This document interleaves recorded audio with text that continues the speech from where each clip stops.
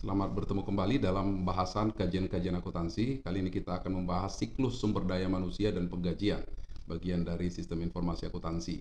Nah, pertama kita harus mengerti dulu apa itu siklus ini dan lingkupnya apa-apa saja.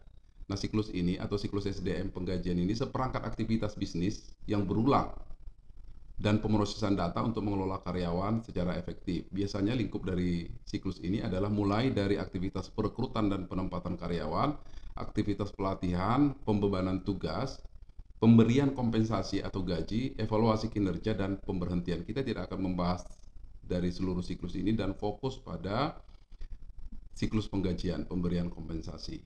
Nah, mari kita bahas bagaimana prosedurnya. Dalam usaha dagang biasanya calon karyawan nanti akan direkrut melalui bagian personalnya atau SDM, dan apabila diterima maka karyawan baru tersebut datanya akan didokumentasikan di arsip data karyawan. Nah, untuk karyawan lama apabila ada perubahan data karyawan, maka arsip ini juga masukkan bagi bagian personalnya untuk membuat SK.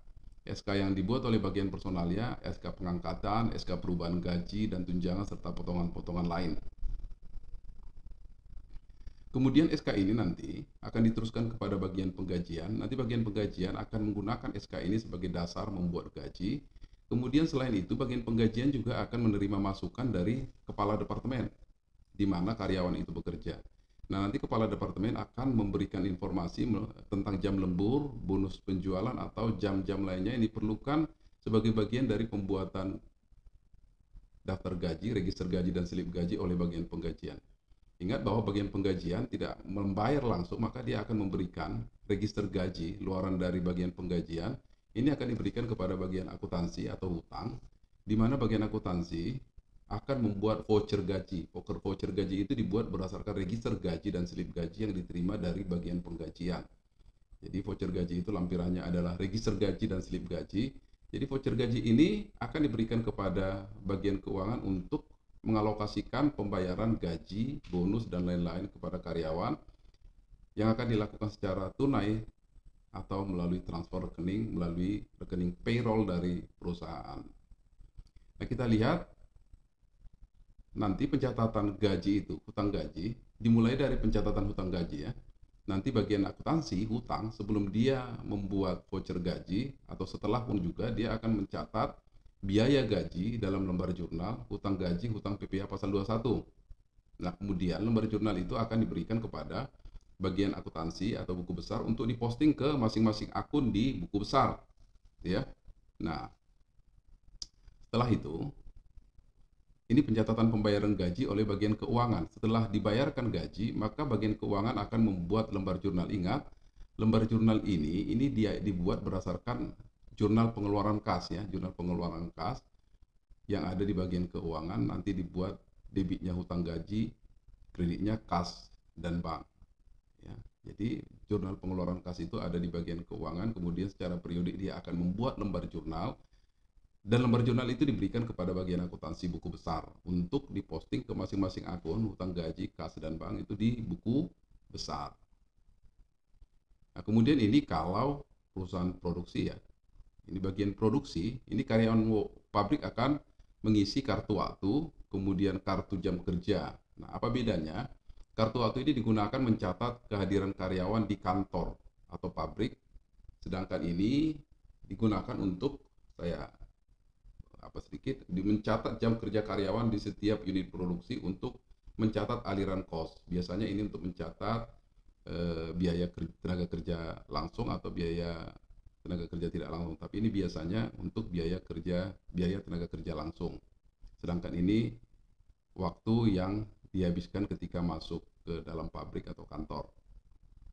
Nah, bagaimana prosedur akuntansi biaya? Biasanya bagian produksi ya akan mencatat kartu jam kerja dari setiap karyawan, kemudian diserahkan kartu jam kerja itu diserahkan kepada bagian akuntansi kos atau akuntansi biaya. Kemudian nanti bagian akuntansi kos akan mencatat kekartusediaan barang dalam proses. Ya, kartu sediaan barang dalam proses sebagai bagian dari biaya atau kos dari barang tersebut.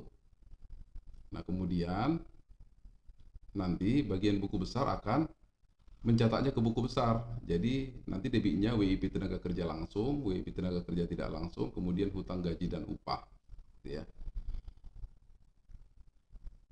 Oke. Kemudian selanjutnya dalam penggajian pabrikasi, bagian produksi dan departemen lainnya bisa saja departemen-departemen yang terkait dengan produksi, itu kartu waktu atau time card itu akan diserahkan kepada bagian penggajian. Bagian personalia itu akan memberikan, ya sama seperti yang awal tadi untuk bagi usaha dagang dan jasa, ini semua akan diolah oleh bagian penggajian untuk membuat register penggajian dalam suatu perusahaan manufaktur, ya, manufaktur, kemudian nanti dibikin ke register penggajian, diserahkan kepada bagian hutang. Lihat prosesnya, biasanya ke bagian hutang dulu. Kenapa begitu? Supaya bagian hutang memeriksa dulu kebenarannya sebelum dibuatkan voucher gaji. Jadi jangan nanti setelah dibayar baru diketahui ada kesalahan-kesalahan, ya. Dibuat dulu sebagai hutang, kemudian slip gaji karyawan itu akan diberikan kepada karyawan di departemen masing-masing.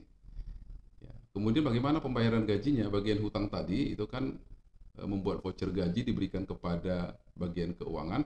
Kemudian bagian keuangan akan membuat bukti kas keluar dan cek pembayaran gaji ke bank, ya, ke bank, ke payroll, rekening payroll perusahaan.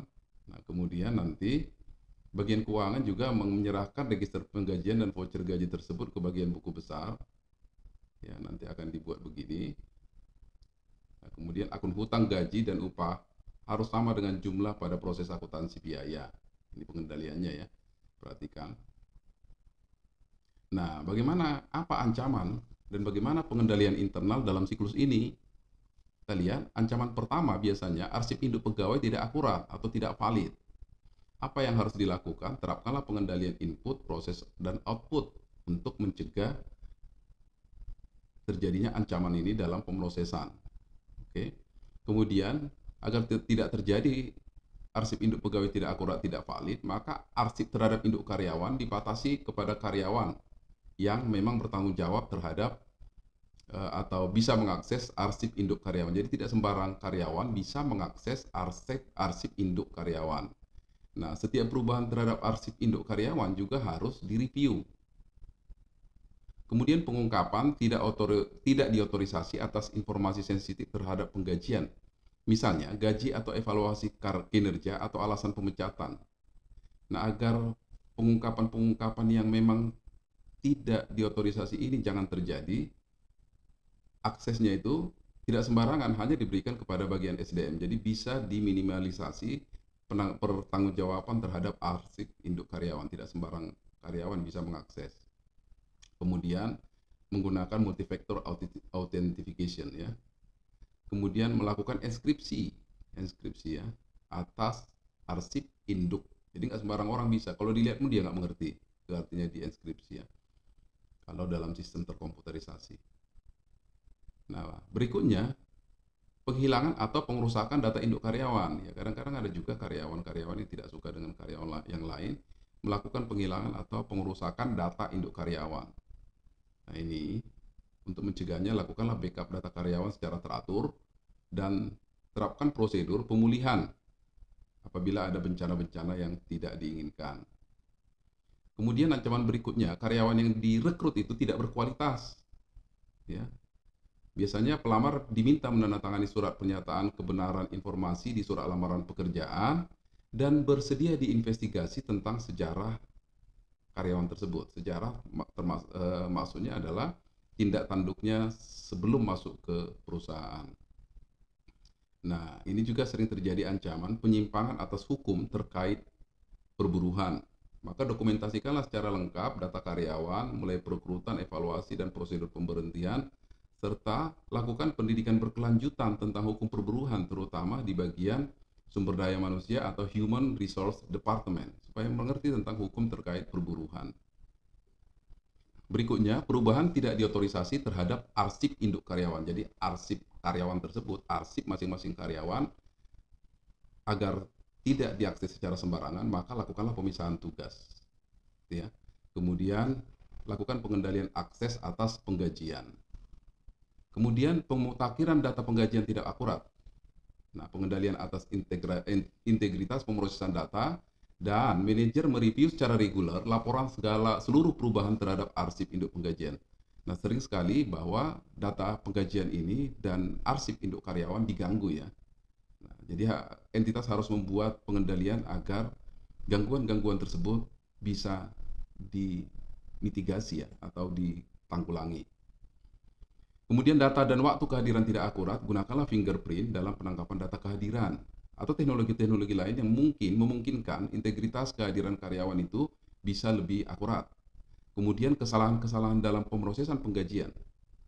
Bagaimana pengendaliannya?